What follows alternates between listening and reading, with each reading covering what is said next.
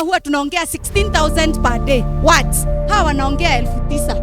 Ndio maana unasikianga I am a man of few words. Sema nimesema. Sisi ni lazima tujaribu kuwa convince. Hata sasa ninajaribu tu kuconvince ya kwamba umjue Mungu, umrudie, ushike maneno. Mstari wa 27 inasema hivi, utamuomba yeye naye atakusikia, nawe utazitimiliza nadhiri zako. Ukikubali tu, ukiomba Mungu anajibu maombi. Hakuna struggle ya nini. Ukiomba tu anajibu nini? Could it be kama yeye si jirani?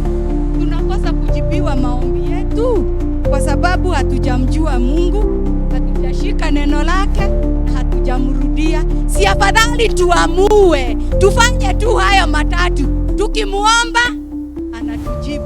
Na mwimbaji mmoja akasema, akaimba ya kwamba umuombapo kwa siri anajibu kwa wazi. Si tumuombe tu, naye atafanya nini?